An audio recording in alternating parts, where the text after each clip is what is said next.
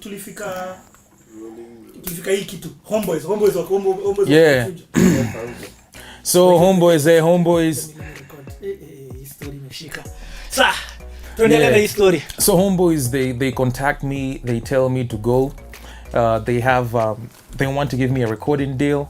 They to go with the director video of course. Kufika pale wanataka kefa, unaona, wanataka kefa. Lakini hiyo video ni noma though. Hiyo video ni noma. Kefa really came through with the visuals. Even this time everybody was asking me like who is this guy? So I totally understand where Homeboys was coming from at that particular point. So it is what it is. You know, at the end of the day, it's just business, bro. And hey, you got played on the beat. I was played on the beat, bro. So the first time ever. And if you don't, and of course, there, I'm sure even at Homeboys you made some connection. Yeah, of course. Because Homeboys had a radio station as well. Homeboys was I'd say like one of the biggest radio stations your time. I believe it is even right now. So yeah, nimeenda Chrome producer Chrome Homeboys and he record like 2-3 songs at Homeboys. But then, you know, he also left Homeboys, and now because I'm no longer working with Homeboys, I get back to my, you know, my family studio like in a big beats umoja. We get back to recording. I'm recording. Now, in the process of releasing music, I'm very active on Facebook. I'm on Facebook. So this particular day I'm just relaxing by computing in a big ile iko na monitor kubwa hivi nimedungilia ile modem ya Safaricom hapo nyuma. So I'm just you know, perusing through Facebook, naangalia nini. I accidentally click on a Reverb Nation link. Then some song pops up. This is a guy called Kristoff Baton Namwaya. No. So this guy, I'm like, oh, this guy's actually pretty good. So I think from then we started a conversation. Unajua Facebook ilikuwa kitu inatoka pale chini kring. Inatoka hivi vipi bro, dope track. Messenger. Yeah, Messenger. So ule jamaa pia ashani. Kristoff, of course mimi nilikuwa najulikana, yani kama ni msanii ungenijua, unaona. So ako like yeah bro, thank you nini. Tukaanza kuongea, we started having you know, back to back conversations on Facebook, exchange numbers. Nice. And you remember those 3 songs that I had recorded at Homeboys with producer Chrome? Kulikuwa na We Be Happening. We Be Happening ilikuwa imerekodiwa, but then We Be Happening didn't have a chorus. It didn't have a hook. Ilikuwa tu ni verses. I had laced the verses but without a hook. So Chrome sent me the files and I was like, yo, Kristoff nikanini. So what we used to do, we used to send each other, you know, our own songs. Yani, Skia, let me know what you think about this. Let me know what you think about this. So nikamtumia We Be Happening. Told him I recorded this with a producer called Chrome. And let me know what you think about it. He listens to the song and he's like, yo, Buddha, mazingo mani noma. Unajua, at this time, all the conversations we're having are over the phone. Yeah. We had never linked up with a guy like unajua. So I tell him, yo, if you like it, we can do it together, because it has 2 verses. You can come through with the second verse, because I had the first and the third verse. Come through with the second verse and we can lace the hook together.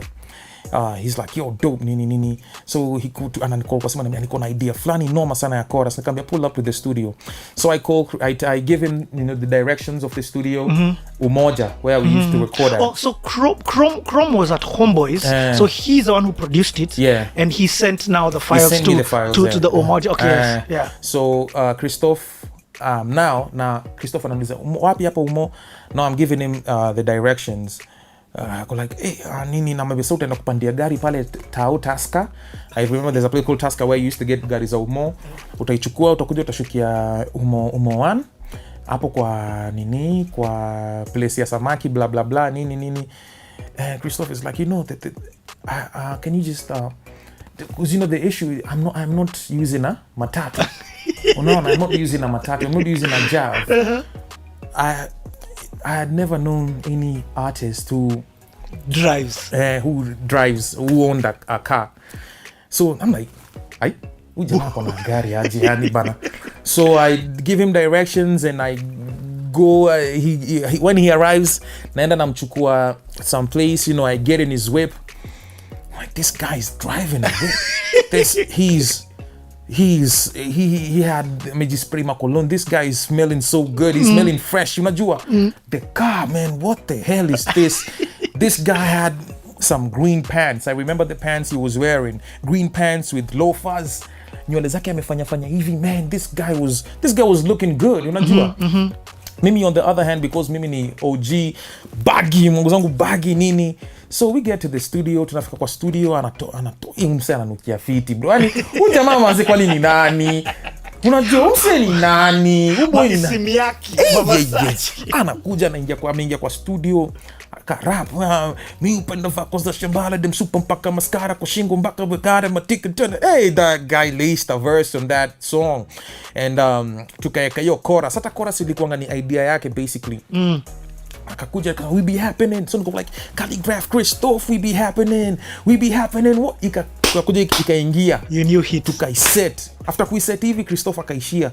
So that's when we formed a relationship. Yes, friendly relationship. And because I had never known a person who, of course I knew people who owned wigs. Yes, Kristoff is on another level. This guy is clean. This guy is damn, man. So me, Kristoff tunanini, he's like, yo, man, I've organized, because he had connections in the industry. And that time, P-Unit had released a video called You Guy. Oh, that's with featuring Kolo. Kristoff was the only nigga on that video who was not singing on that song, but appeared on that video. Very cool guy, man. Ladies used to love this guy, man. And like, I'm Safi. So from then, that when I start rolling with Kristoff. We'll I'll just continue the Kristoff story, but there's something that now makes sense. There's a freestyle, you know, those freestyles that you drop on Instagram that now I think it's even called Kristoff. Yeah, the Kristoff. Yeah. So I was talking about this is what you're talking about. Exactly. The Chronicles of Khaligraph Jones and Kristoff, and how kafikia mnini.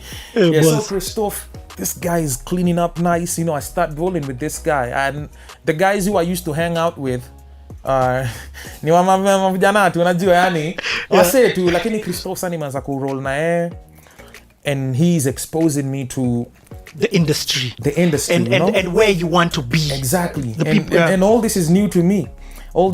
I'm like, hi, this is how these guys are rolling. First time I remember he took me to we went and tukakutana na akina Gabu. Yeah, Punit. Bro, Punit, man. Punit unajua hiyo time wao nini?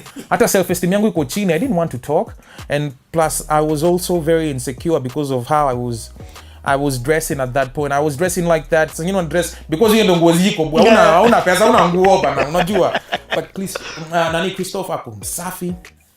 Ako true. So bado tuna roll na yeye. He was a good friend. Tuna roll, lakini in between yani sasa mimi naanza ku like you're in school. Na cheki. Kristoff takes me we decide to do the video for We Be Happening. Yep. We Be Happening, we shoot this video. Like I never shot a video of that caliber in my career at that point. Now we have girls on this set. Madame, hata hiyo time sijui kama nimeshaikuwa na dame, sikuwa nimekuwa na dame. Wasichana wengi makashida. Nini inaendelea hapa bana? Yani wasi Kolos there. There's a picture now. There's a picture. Yep. Vera Sidika came through. Vera Sidika was there with me. Nimepiga picha na Vera Sidika, buda. Man, like you see those photos, man. It's actually pretty crazy. Yeah. Khaligraph Kristoff, we be happening. So tumefanya video and we chucked this song Khaligraph Kristoff, We Be Happening. Pinye ndani. Of course, that one. Hiyo na akacheza hiyo. Niko anacheza hii ngoma imechezwa. Ngoma inaanza kuhit. Inachezwa Homeboys, inachezwa wapi? And in this katikati Kristoff is cool. Kristoff knows. He knew people in the industry. Kristoff is a friend to STL. Bro, STL ule ni msichana hata singetaka kusonga karibu na yeye hivi, bro buda.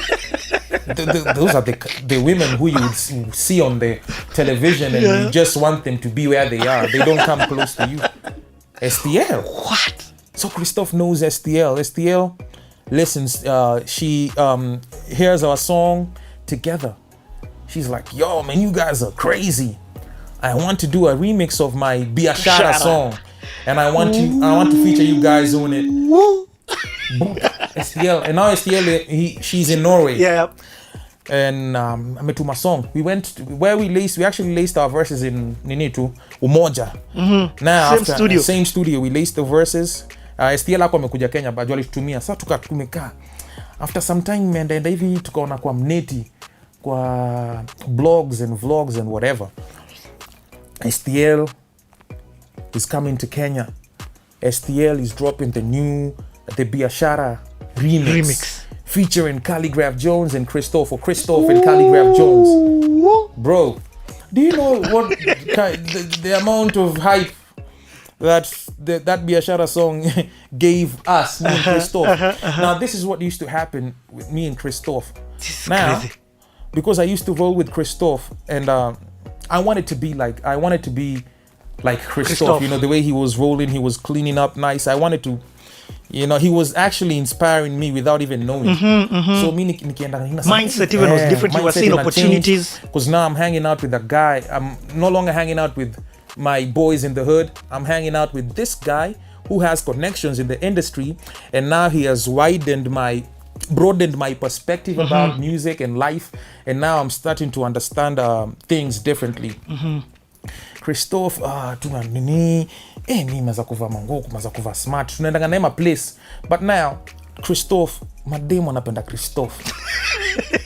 Mademu anapenda Kristoff. Mademu anapenda hiyo kijana. Acha nikwambie, manze, like, Kristoff is a guy who he's you know what they call chick magnet. Chick magnet. This guy, like, we used to go to places, you know. Mimi nakuwa mnoma sana kurap. Hata tungerap na Kristoff, mimi nilikuwa mnoma. Like you would tell Khaligraph Jones probably a better rapper, unaona. But Kristoff was the face of the hype of it. Exactly, yes. Yeah. So places we used to go to, Kristoff. So everybody, now, we used to go to Nakumat Lifestyle. Look on anafanya wasome tujalia, but now mimi yani aka 2-3 niggas. Kristoff akapale na madem na wani, this guy, and I'm like, but you know it is what Kristoff, you see, he was getting all the girls, man. But that's Kristoff for you. So, but Kristoff really, after hanging out with Kristoff, that's when. So let's talk about this Bashara remix, because that one, I mean, like, no, you can't just skip over that Bashara. Because so you record, send her the vocals. After some time, she comes back to Kenya. She lands in Kenya, and she's like, "We are shooting this video." We're shooting this video, and there are some guys who came from the States who are supposed to handle the visuals for the song. Now STL is there. We are shooting. We went to shoot the video at Kariako, huko hivyo. We had all these cameras, you know, like it was. Took on my stylist pale. Me, I never seen those guys in a video. Me, I remember when we used to shoot videos.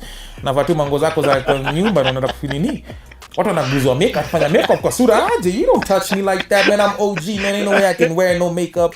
But kumbe, this is how these things usually function on a music video. Yeah. We come, we shoot the video, we shoot ta. Hey, the video is not released. STL is not impressed with the way those guys handled the video. Now we have to reshoot the video again. Yo. Yeah, and then that's how STL was very specific with whatever she wanted. Quality, and quality. STL was never compromised on quality. If it's not of quality, then to the trash. No. So we reshot the video again with a guy called Mush King. Yo. Yeah. Mush King comes in. I actually think I introduced STL to Mush King because Mush King had worked with me before. There's a song I had released, a very controversial song. Like probably at that point, I think that was the best video in Kenya. Ilikuwa inajiita F-Off. I'm the first artist in Kenya to release a. Now your time sika sai when I release a song called F-Off. Yeah. Your time, yani, you really needed to have guts to release such content. Yeah, oyo ni Stella wa Mwagi. Yes, na tuwe Nairobi. We are in Nairobi, and where? Bashara Street. Why? Because Bashara ni Bashara. It's the video, the music video behind the scene. It's happening. I know people have waited a long time for this, so now it's happening. The good thing is that now it's the remake. Kristoff atakam, Khaligraph atakam. Yeah, what up? It's your boy Khaligraph here at the Bashara video shoot. As you can see, it's going down today. I'm pretty sure of the outcome, you know. The outcome is going to be positive. The reception is going to be great because the audio was already accepted. So with the video to add to that, it's going to be crazy, man. So that's what's up, man. Good luck because we got a lot of things coming through. Check out for your boy Khaligraph. You already know how I do it. You got your umbrellas, always be a shower, baby Stella. Go ahead and tell him. So I introduced Mushking to STL. Mushking shoots this video. So you shoot the remix Again, man. And when we released the song, na STL ndo alikuwa mtu wa kwanza kufanya hii Kenya. You see, after that I started seeing people going for doing media tours. Everybody's touring different radio stations. Nini. STL was the first one to do it, and she did it with Bashara, and she tagged us along. Sisi tu tulikuwa pale like nani nafuatana tu bro. Mimi nataka nini yani? Mimi nataka tu pia mimi kwa hapo. But that's so cool. So you guys now went everywhere doing this Bashara remix. Yeah, we had even places you had never been. Like in one day, that day we started with Capital. We went to Sijui Nini, like places where I had never stepped foot into. Now I am being exposed to these people. Your beat of the week now. Beat of the week. Buda STL. STL imetoka. Sa hype imeshashika Khaligraph Jones na Kristoff. Now I really came through with the verse. Bashara, hey, Khaligraph Jones. But Kristoff was still getting all the girls. So I got tuka nini until I think tukaendelea hivyo STL. I think she went back, and up to date I'd say I'm actually very grateful for that foundation and for that platform, because she put us on, and that song really put us on another level, me and Kristoff. Now at least we had our own tulikuwa na nguvu, our own energy to spread our own wings right now. We didn't need to depend on anybody else. Now we started releasing songs together with Kristoff. We went ahead and released that song we were talking about. There's a song, the one, what's it called again? It's called Fly. Yes, Fly. I don't wanna fly, so I gotta say. Kristoff was not even supposed to be on that song. It was supposed to be me and that guy. But because we used to roll together, I was like, yo, Buddha, eka verse hapo hivyo ndani. So tukakuja tukaimba hivyo nini. But mimi ni, like I told you, mimi ni rapper. Mimi ni rapper, my G. Like rapping is my thing. So along the way, all this fame was coming. And so wait, let's slow down, because I don't want you to rush too fast over this thing, because this is now the transition moment of where when people say Khaligraph Jones, you can put a face, or the guy of Bashara remix, or the guy who's done this with Kristoff. Like I could see you, I could go, and now I started googling and who is this Khaligraph, because your bars were sick. That's the thing that till today I've never stopped doing. Even when I hit you up in the inbox, I told you, yo Buddha, I wait for your verse on all songs that I listen to. But there's a song that I saw on Nonini's YouTube channel. Yeah, the song with me, Kristoff, and yes, again with Kristoff. With Kristoff, yeah, that song. We were actually paid by a guy called Bitiakiga Makega. Yeah, Bitiakiga. Yeah, that's the same guy who did Nyashinsky's. Now you know. Now you know, yeah. Yeah, so we were paid to be on the song. I think that's the first time I was ever paid. I got money to participate in a song that it is in mine, and tukapatiwa do mina Kristoff. Nonini was the guy who was making those connections.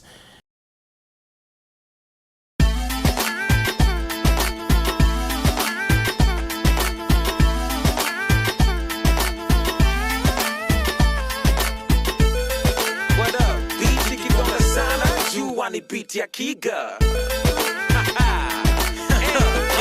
Let's go. Hey, y'all, shorty got the good vibe, shorty all alone. Shorty want a good guy, shorty in his zone. She gon' make a dude lie, let me get your phone number so that I can holler, maybe get you home. But pardon me, mommy, I think I ought to introduce myself. I got something I wanna do and I could use your help. Cause you and me tuna match kabisa. Got me high, nikani mekunywa taska tisa. Na nimechanganisha na tequila, I'm a rosé. Girl, you blessed and sexy in all ways. Okay, I don't play, but I'm gonna say that I'm not Jay, but you can be my Beyonce. Una do style yako iko juu. Hey shorty, what it do? Shorty, what it do? Style yako iko juu. Zile vitu una do. And, had you met Nonini before, or again was this happening via Kristoff? Nonini nilimjua tu ki-industry, like yo, like not on a one-to-one basis, unajua, yes, one-on-one basis, but I had probably might have heard of me of Nini, the projects. I remember there's a time Nonini sent me a message on Facebook akiniambia, because I was blowing up, akaniambia tu kitu nafaa kuwa careful now that I'm blowing up is kukuwa na split sheets za nini royalties, yani we're very careful with that. So he gave me that's that point. Some amazing advice, man. Yeah, I remember that was a very long time ago. Yeah, so but then Kristoff tukakuja tukafanya Nonini, because guys used to think me and Kristoff, we used to sound, so good when we were doing, projects together. Yeah, so tukaendelea tukuna hata after hapo tukaendelea kufanya projects. Now this is what happened between me and Kristoff. Yes. Because I told you, Mimi, from the get-go, I've always wanted to rap, and my foundation is, unlike Kristoff, mine is different. I'm known for, my lyricism and basically just representing the hip-hop culture and putting it on the map. Kristoff, on the other hand, he's a commercial guy. Like he has that commercial appeal. He goes to places, everybody wants to interview him, and there's a time he went to an MTV Mamas, and I was there with Kristoff. Those guys for that time it was at Uko Kasarani. Not Kasarani. There's a time it was at club Treehouse. Yes, in fact it was at Treehouse first, and then the next day the thing was at, probably yeah. So tuko hapo, man, those guys didn't even want to interview me. They interviewed Kristoff. I think probably it's because of the way I was dressed at that time, but it is what it is. So Kristoff is a commercial guy, mimi mtu na represent hip hop. So fame imeanza kukuja. This time life, at least I started getting a couple of gigs. Now I had moved to Doni. Nilikuwa naishi Donholm. I live in Donholm. I have hustled, saved money. I've bought my first car, Subaru before. From gigs? From gigs, yeah. So when you say hustle, you don't mean, you're talking hustling from the music? From the music, yeah. So my bro is a car dealer. Yeah. So what I used to do is that when I used to get, the little money that I used to get from the gigs, I used to set some aside, yani for eventually gari. So nilikuwa nampatianga tu inaenda ikijai kinini until it got to the point where I was like, okay, now this money is enough to get you this kind of whip. So he got me a Subaru before Legacy. The blue one? That's the green one. It was a green one. A KAU. So niko na muti. So Kristoff, we are all blowing up in our own individually and also together. We get this gig where there's a time to change, was supposed to come to Kenya, and then he cancelled. Me and Kristoff were supposed to headline to Jamison, of course. Jamie, tulikuwa tunafaa ku cut and raise for 2 Chainz. Now I think your time ndo memes zilianza kutengeneza juu after 2 Chainz cancelling the first show, rescheduling, and we had already made a lot of posters tukisema international nyinyi mtatu 2 Chainz alituonyesha baba akakosa kuja buda mamimzi imetengenezwa huko kwa Twitter tunachekwa but we were paid good money. We had tulilipwa at least, yani unaona. So Kristoff, your time because pia fame ilikuwa imekuja to some extent, yani nini now kila Kristoff sasa ameanza ku get pia collaborations from other guys in the industry, big guys, and let me ask you, wait, when you're on stage at this place, what are you performing? Well, we performed our own individual tracks. This is how it used to happen. Kristoff would go first and start with the intro, performing song, in between. That's when I come in now, because I had my individual songs zilikuwa more popular than so of course nilikuwa naingia afterwards. Then but which individual songs, for example, would you do? I had a song called MPESA.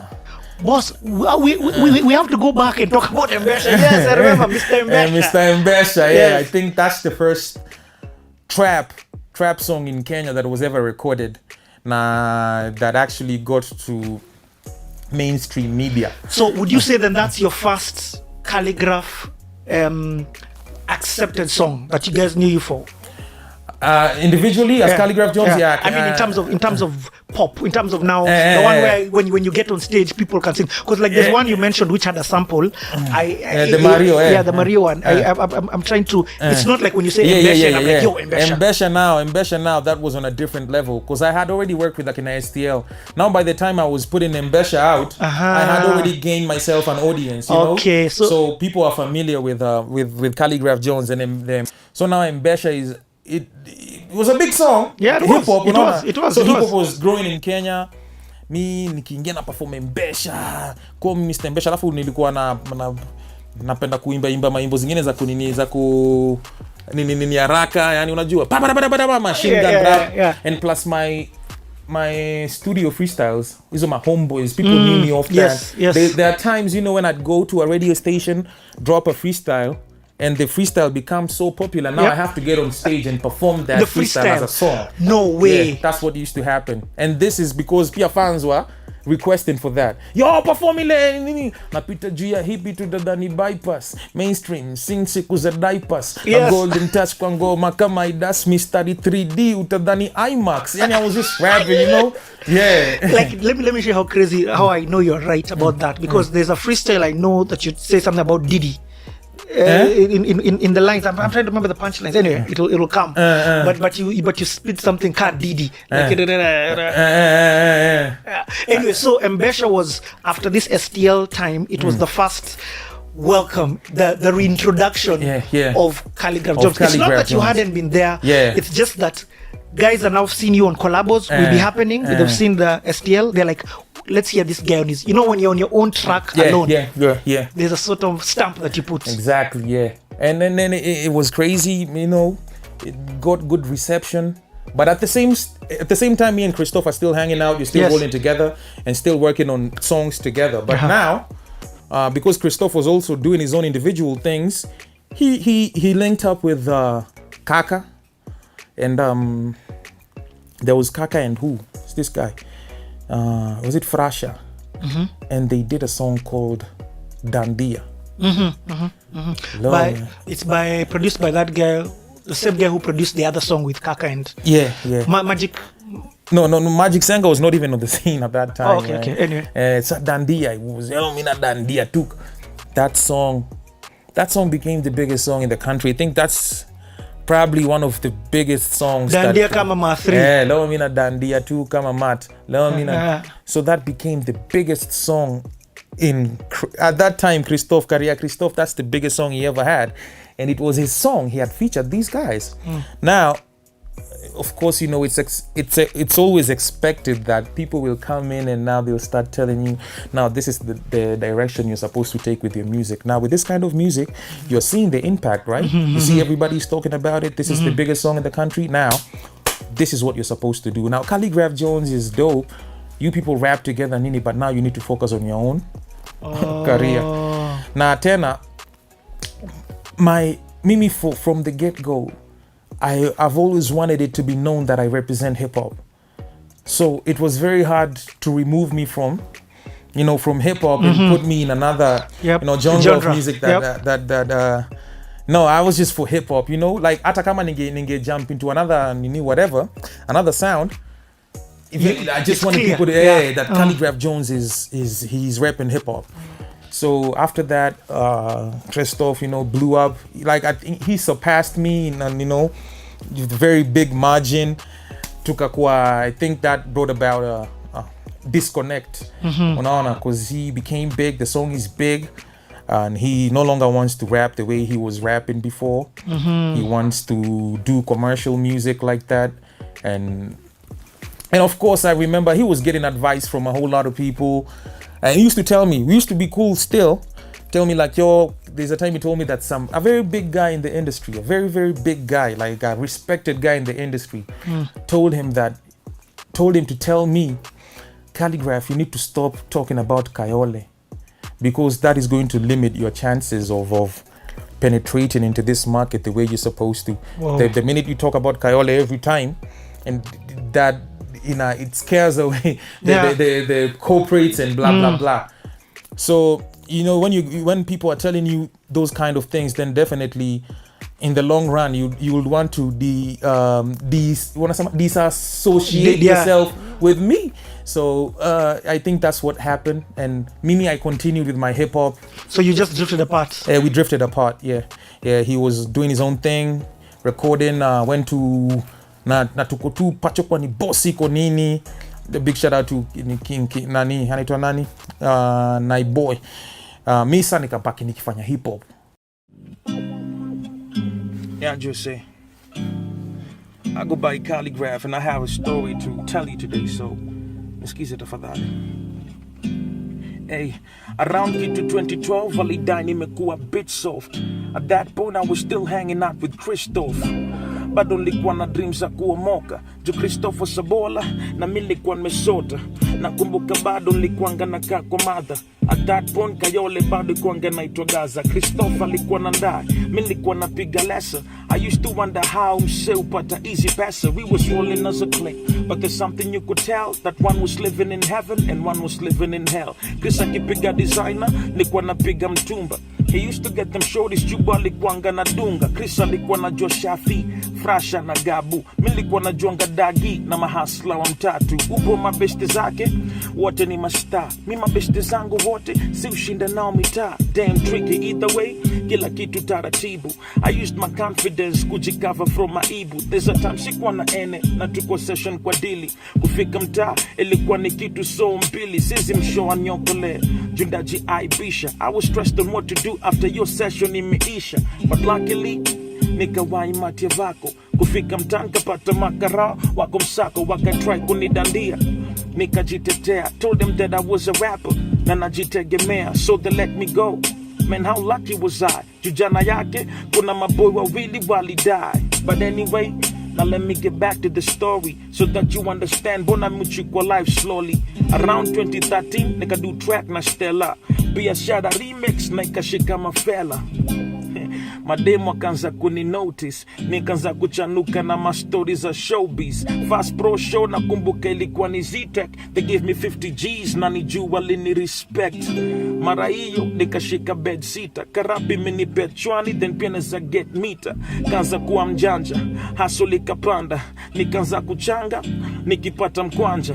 Me and Kristoff were still rolling together, but it was evident that he was making more cheddar. Mimi nilikuwa Kayole bado, nilikuwa msao shago. At 22, imagine bado nilikuwa ngavajo. But it later came and I aced it.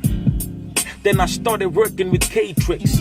Spin cycle, ilikuwa poa, but it wasn't working for me. So nikajitoa, nikatoa mbesha after beef yangu na Octo.